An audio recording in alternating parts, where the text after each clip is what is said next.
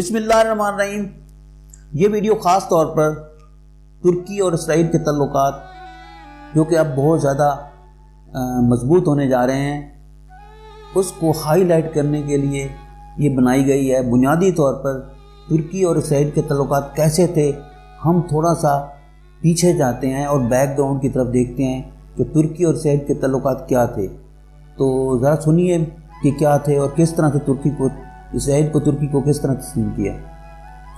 तुर्की आलम इस्लाम का पहला मुल्क है जिसने अपने सेकुलर तशख़्ख़ुस को बरकरार रखने के लिए इसराइल को 1949 में ही तस्लीम कर लिया। दोनों ममालिक के ताल्लुकात जोग्राफियाई कुर्बत और मुश्तरका मफादात के बायस मुआशी, तिजारती, दिफाई और सियासी शोबों तक फैलते गए और हालिया बरसों में इस दो तरफा तिजारत में अच्छा खासा इजाफा देखने में आया है। तुर्की यूरोपीय यूनियन का मेंबर मुल्क बनने के लालच में आज भी नेटो फोर्स का हिस्सा है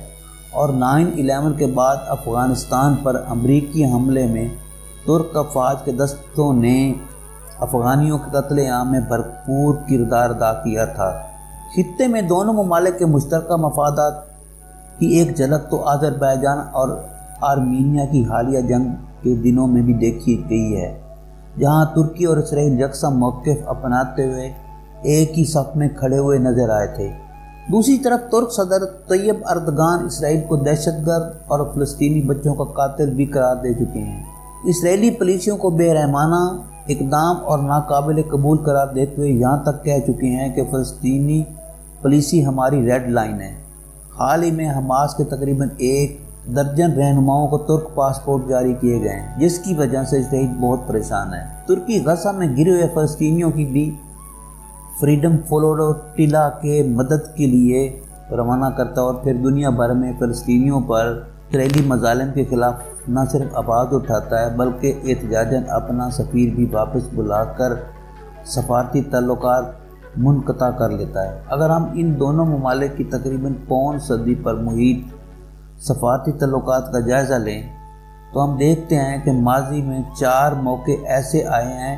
जब तुर्की ने इसराइल से अपने ताल्लुकात या तो मुनक़ता किए हैं या इंतहाई निचली सतह पर चले गए। सबसे पहले 1956 में जब इसराइल, बरतानिया और फ्रांस की पुश्तपनाही से सराय सीना पर जारियत का मुर्तकब हुआ तो तुर्की ने इस पर एहतजाज करते हुए सफारती ताल्लुकात मुनक़ता किए। फिर 1980 में जब इसराइल मशरक़ी यरूशलेम पर कब्ज़ा किया तो तुर्की ने दोबारा इसराइल से ताल्लुकात तोड़े, जो 1990 की दिहाई में ओस्लो अमन मुआहदा के बाद बहाल हो गए। इसराइल ने गजा पर चढ़ाई की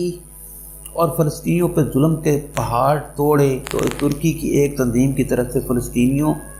को इमदादी शाह पहुँचाने की गर्ज से भेजे गए जहाज़ फ्रीडम फ्लोटिला पर इसराइली फ़ौज ने धावा बोल दिया। इस जलगार में 10 तुर्क शहरी हलाक हुए। इस वाक़या के बाद भी तुर्की और इसराइल के ताल्लुकात ख़त्म हो गए और आखिरी दफ़ा 2018 में डोनाल्ड ट्रंप की तरफ से अमरीकी एम्बेसी को तल अबीब से यरूशलेम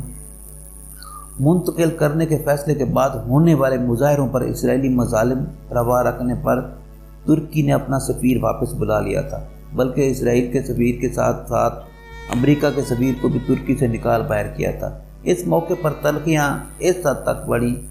कि दोनों ममालिक के सफ़ीरों की अपने अपने मुल्क रवानगी के वक़्त सफारती अदाब का भी ख्याल नहीं रखा गया।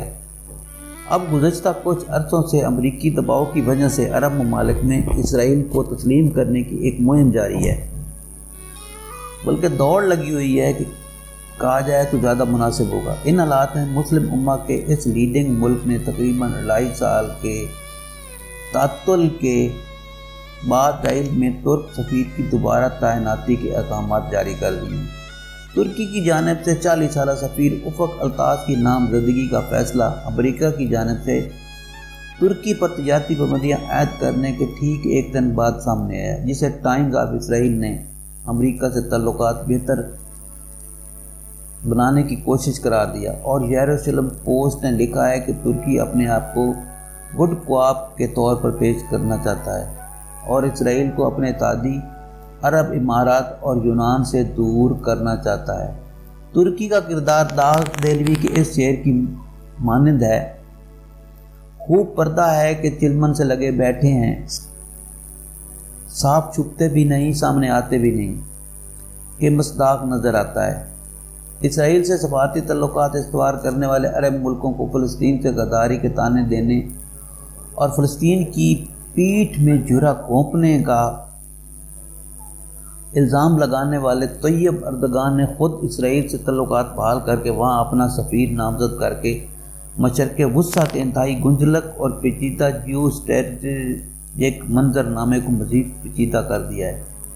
اگرچہ کہ اس موقع پر یہ کہا جا رہا ہے کہ ترک سفیر کو یروشلم کی بجائے تل ابیب میں ہی تعینات کیا جائے گا، کیونکہ اگر ایسا کیا جاتا تو یہ یروشلم کو اسرائیل کے دارالحکومت کے طور پر تسلیم کرنے کے مترادف تھا۔ بہرحال ترکی کا یہ اقدام اگر اس انداز میں فلسطینیوں سے روابط قائم رکھنے اور ان کی مدد جاری رکھنے کے اعتبار سے کوئی سیاسی اور سفارتی چال بھی ہے، تو پھر بھی ترک صدر کو مسلم ممالک کے دیگر سربراہوں کو اعتماد میں لے کر یہ کام کرنا چاہیے تھا، خاص طور پر اس موقع پر جب امریکہ مسلم ممالک پر اسرائیل کو تسلیم کروانے کے لیے بھرپور پریشر ڈال رہا ہے۔ ان حالات میں ترکی کا اسرائیل کے ساتھ سفارتی تعلقات بحال کرنے کا اقدام امریکہ اور اسرائیل کے سامنے سرنڈر کہلائے گا، جو دینی اور دنیاوی اعتبار سے کسی صورت میں ایسا اقدام نہیں ہے۔ تو یہ ایک چھوٹی سی ویڈیو تھی جو کہ اسرائیل اور ترکی کے درمیان ہونے والے تعلقات کی طرف اشارہ کرتی ہے، اور دوسری طرف ہم امریکہ کا چہرہ دیکھنے کی بھی کوشش کریں گے۔ اس میں امریکہ جو ہے خاص طور پر ایک لیڈنگ کردار ادا کر رہا ہے۔ امریکہ یہ چاہتا ہے کہ کسی صورت میں ہم اسرائیل کو باقی ممالک، چھوٹے چھوٹے ممالک ہیں جس میں یونائٹڈ عرب امارات ہے، بحرین ہے، قطر ہے اور بہت سے ممالک ہیں جو چھوٹے چھوٹے ہیں، ان پر دباؤ ڈال کے اس کو تسلیم کر لیں۔ ابھی جو میٹنگ ہوئی جس میں یو اے ای نے اسرائیل کو تسلیم کرنے کا قدم اٹھایا ہے، تو اب سعودی عرب سے بھی کہا جا رہا ہے کہ وہ کسی نہ کسی صورت میں اسرائیل کو تسلیم کر لے تاکہ یہ معاملہ ہی ختم ہو جائے۔